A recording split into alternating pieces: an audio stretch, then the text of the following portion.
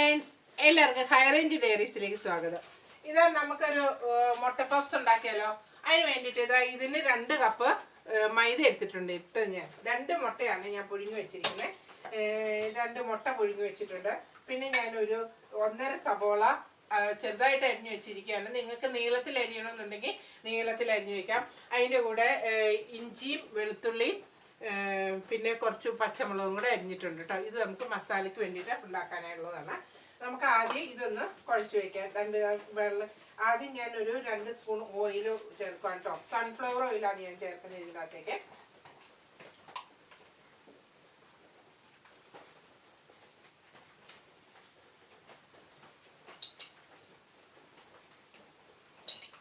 അതിൻ്റെ അകത്തേക്ക് 2 spoon oil ചേർത്തു. അതിന് ശേഷം നമുക്ക് വെള്ളം ഒഴിച്ച് കുഴച്ചെടുക്കാം കേട്ടോ. ഇതൊന്ന് ഇളക്കിയെടുക്കുക. അതിന് ശേഷം നമുക്ക് വെള്ളം ഒഴിച്ച് ചപ്പാത്തിക്ക് കുഴയ്ക്കുന്ന പോലെ കുഴച്ചിട്ട് അതിനേക്കാൾ അല്പം ഇച്ചിരി ലൂസായാലും കുഴപ്പമില്ല കേട്ടോ. അതുപോലെ ഒന്ന് കുഴച്ചെടുക്കാം. നമുക്ക് കുറേശ്ശെ വെള്ളം ഒഴിച്ച് നമുക്കൊന്ന് നനച്ചെടുക്കാം കേട്ടോ.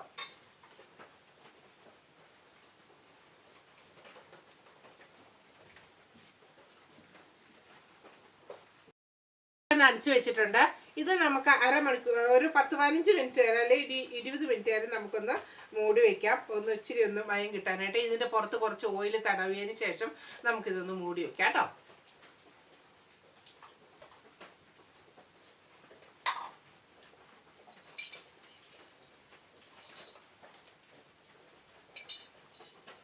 ഇനിയിപ്പോൾ നെയ്യ് വേണ്ടവർക്ക് നെയ്യ് എടുക്കാം കേട്ടോ. നെയ്യ് ഇപ്പോൾ ഇഷ്ടമുള്ളവർക്ക് നെയ്യ് ഉപയോഗിച്ച് വേണമെന്നുണ്ടെങ്കിലും ഇതിങ്ങനെ നനച്ച് കൊടുക്കാനായിട്ട് നെയ്യ് ഉപയോഗിക്കാം.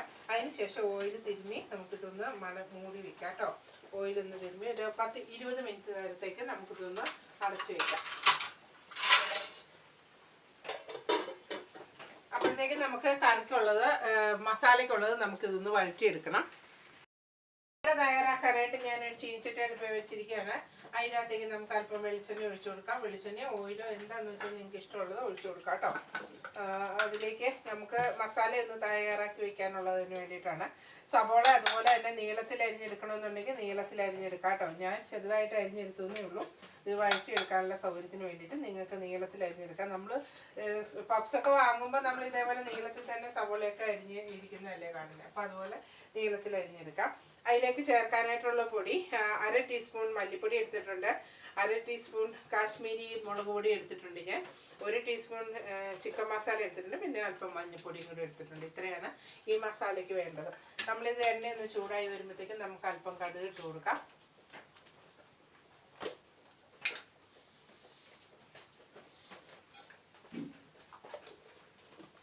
നമ്മൾ ഇതേപോലെ തന്നെ നിങ്ങളുടെ ഇഷ്ടത്തിന് നിങ്ങൾക്ക്, ഞാൻ പറഞ്ഞല്ലോ, നിങ്ങളുടെ ഇഷ്ടത്തിന് നിങ്ങൾക്ക് സബോള എന്തോരം വേണം. ഇതിൻ്റെ കൂടെ കിഴങ്ങും കൂടെ വേണമെന്നുണ്ടെങ്കിൽ ചേർത്ത് കൊടുക്കാം. ഇത് എണ്ണ ചൂടായപ്പോഴത്തേക്കും അതിലേക്ക് ഞാൻ സബോള ഇത് അരിഞ്ഞ് വെച്ചിരിക്കുന്ന എല്ലാം കൂടെ ഒന്ന് ഇട്ട് കൊടുത്തു. ഇതൊന്ന് നന്നായിട്ടൊന്ന് വഴന്ന് വരട്ടെ കേട്ടോ. നമുക്ക് നന്നായിട്ടൊന്ന് വഴച്ചെടുക്കാം. ഇനിയിപ്പോൾ ഇത് നീളത്തിൽ അരിഞ്ഞെടുക്കേണ്ടവർക്ക് നീളത്തിൽ തന്നെ അരിഞ്ഞെടുക്കാം കേട്ടോ. സബോളയൊക്കെ 2 സബോളയാണ് ഞാൻ എടുത്തിരിക്കുന്നത് കേട്ടോ.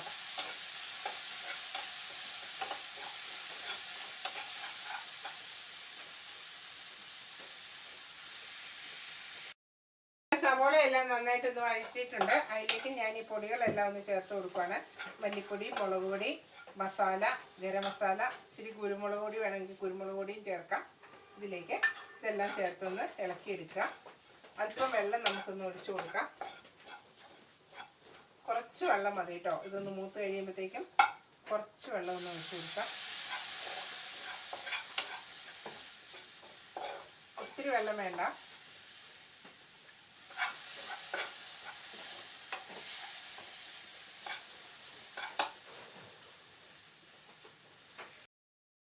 മിനിറ്റായി നമ്മൾ ഈ മാവ് കുഴച്ച് വെച്ചിട്ട് ഇത് നമുക്ക് ഇതിനകത്ത് ഇവിടെ ഇട്ടതിന് ശേഷം വൃത്തിയായിട്ട് കഴുകി എടുത്തിരിക്കുന്ന ഭാഗമാണ് കേട്ടോ. അതിലേക്കിട്ട് നമുക്കിതൊന്ന് പരത്തി എടുക്കാം. നന്നായിട്ട് കൈ കൊണ്ട് തന്നെ പരത്തുക. ഇനിയിപ്പോൾ നമുക്ക് എണ്ണ പോരാന്നുണ്ടെന്നുണ്ടെങ്കിൽ നമുക്കൊന്ന് എണ്ണ തൊട്ടൊന്ന് കയ്യിൽ എണ്ണ തൊട്ടിട്ട് നമുക്ക് ഇതിനെ പരത്തി എടുത്താൽ മതി. നന്നായിട്ട് ഇങ്ങനെ ഒന്ന് പരത്തി എടുക്കുക.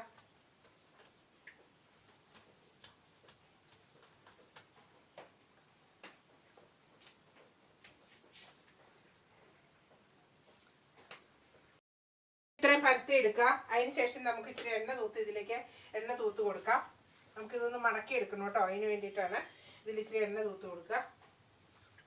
ഞാൻ സൺഫ്ലവർ ഓയിലാണ് കേട്ടോ ഇതിൽ തൂക്കുന്നത്. ഇത് തൂത്തതിന് ശേഷം നമുക്ക് കുറച്ച് പൊടി ഒന്ന് വെതറി കൊടുക്കാം. നല്ലതാണ് നമുക്ക് ലെയറായിട്ട് കിട്ടണമെന്നുണ്ടെങ്കിൽ അങ്ങനെ പൊടി ഒന്ന് വെതറി കൊടുക്കണം. അതിന് ശേഷം ഇതേപോലെ ഒന്ന് മടക്കി എടുക്കുക.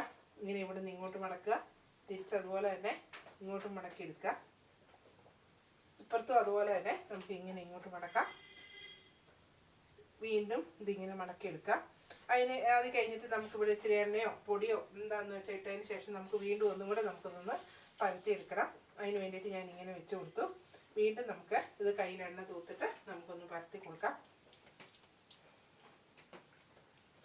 ഇങ്ങനെ തന്നെ ഒരു 2-3 പ്രാവശ്യം നമുക്ക് ഇങ്ങനെ തന്നെ ഒരു 2 പ്രാവശ്യം കൂടെ നമുക്ക് ഇതേപോലെ പരത്തി എടുക്കണം കേട്ടോ.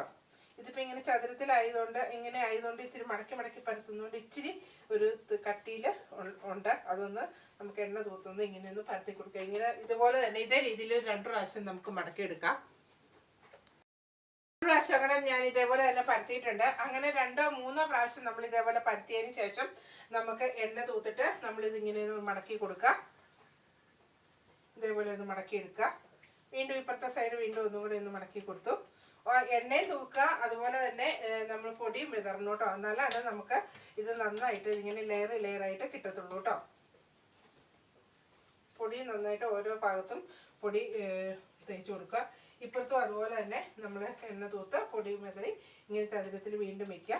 വീണ്ടും നമ്മൾ ഒന്നും കൂടെ എടുത്ത് ഒന്നും കൂടെ പരത്തുക കേട്ടോ. ഇതിങ്ങനെ അതിങ്ങനെ 3-4 പ്രാവശ്യം ഇതേപോലെ പരത്തിയാലും കുഴപ്പമൊന്നുമില്ല കേട്ടോ. നമ്മൾ പരത്തുന്നതിൻ്റെ അനുസരിച്ച് നമുക്ക് ഇതേപോലെ സോഫ്റ്റായിട്ട് നല്ല ലെയറായിട്ട് നമുക്ക് കിട്ടും.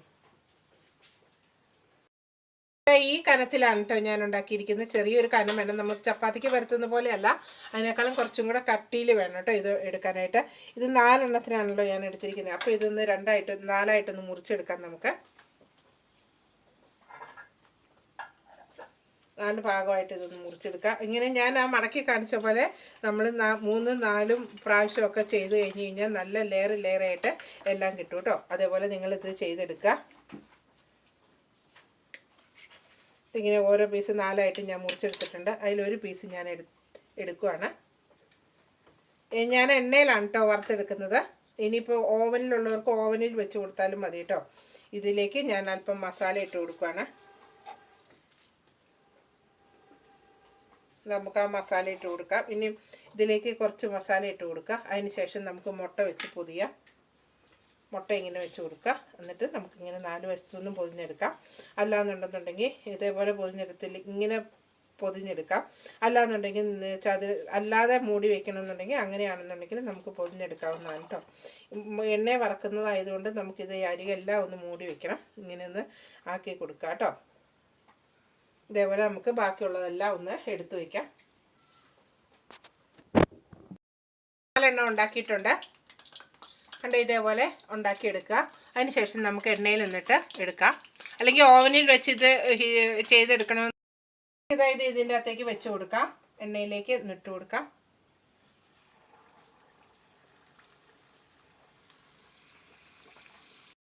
മറിച്ചിടാം. ഇതേപോലെ ഒന്ന് മറിച്ചിടുക. മറിച്ചിട്ട് ആ വശം കൂടി ഒന്ന് ആയതിന് ശേഷം നമുക്ക് കോരി എടുത്താൽ മതി കേട്ടോ. ഇതൊന്ന് മറിച്ചിട്ടതിന് ശേഷം 2 വശം ആയതിന് ശേഷം, ഇപ്പോൾ വലിയ പാത്രത്തിലാണെന്നുണ്ടെങ്കിൽ 2-3 എണ്ണം ഒന്നിച്ചിടാൻ പറ്റുന്ന പരുവത്തിലുള്ളതാണെന്നുണ്ടെങ്കിൽ പെട്ടെന്ന് തന്നെ നമുക്ക് ഇതേപോലെ ഉണ്ടാക്കിയെടുക്കാൻ പറ്റും. ഇതൊന്ന് മറിച്ചിട്ടിട്ട് നമുക്ക് ഇനി ഈ വശവും കൂടെ നമുക്ക് എടുക്കാം. അതുപോലെ നിങ്ങളും പപ്സൊക്കെ ഉണ്ടാക്കി നോക്കുക കേട്ടോ. നമുക്ക് വീടുകളിൽ പപ്സ് ഇതേപോലെ ഉണ്ടാക്കിയെടുക്കാം.